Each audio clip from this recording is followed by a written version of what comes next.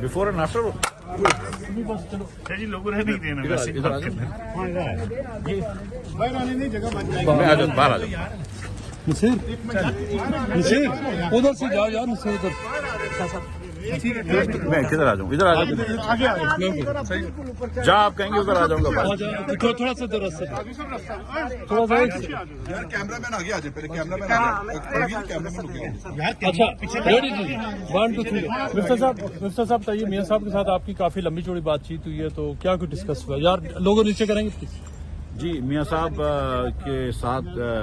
بڑے عرصے بعد ملاقات ہوئی ہے، تو کافی باتیں ہوئی ہیں، مطلب ظاہر ہے فیملی کی، میاں صاحب میرے فیملی کے بارے میں وغیرہ میں پوچھ رہے تھے، میں بھی 3 سال سے ECL پہ تھا، جیل گیا تھا، تو میاں صاحب یہ سب باتیں پوچھ رہے تھے۔ پھر پاکستان کی موجودہ حالات پہ بات ہوئی، میاں صاحب نے بڑی تشویش کا اظہار کیا ہے، جو عمران خان صاحب مہنگائی لے کر آ گئے ہیں پاکستان میں، جو عمران خان نے معاشی بدحالی پھیلی ہے، میاں صاحب بڑی تشویش کا اظہار کر رہے تھے اس پہ، مجھ سے پوچھ رہے تھے کہ کیا حالات ہیں جو میں نے ان کے سامنے پہ رکھے، تو میاں صاحب بڑے افسردہ بھی تھے کہ کہاں پہ ہم چھوڑ کے گئے تھے 18 میں، جو ایک پاکستان پھلتا پھول رہا تھا، اور آج کہاں پہ لے کر آ گیا عمران خان۔ ان سارے مسائل کا حل کیا ہے پھر آپ کے پاس؟ کیا حل ہے اس کا؟ سر جو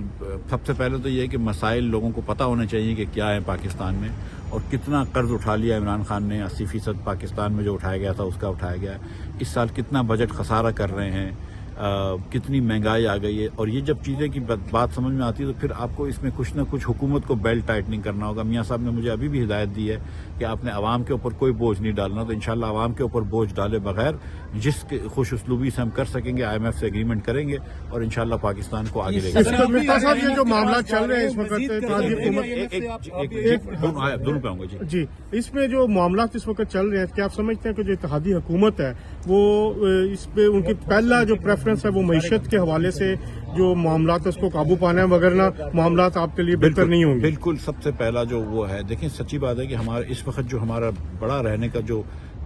جواز ہے، ہم تو سچ مچ چاہتے ہیں، ساری اتحادی پارٹیاں چاہتی ہیں کہ الیکشن کروا دیں۔ میاں نواز شریف تو پہلے سے یہ کہتے تھے کہ الیکشن فوراً حل کریں، الیکشن ہی حل ہے، اس میں ہم یہ بات سمجھتے ہیں، لیکن اس وقت اگر کوئی کیئر ٹیکر کو بھی چھوڑ کے جائیں تو وہ IMF وغیرہ سے یہ بات نہیں کر سکے گا، تو اس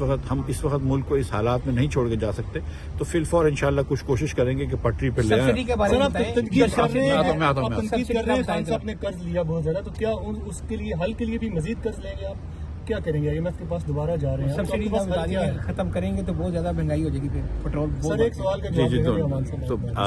سبسڈی کا بھائی دیکھیں، سبسڈی ہم بھی سمجھتے ہیں کہ سبسڈی ختم کریں گے تو بڑی مہنگائی ہو جائے گی، لیکن یہ اس طرف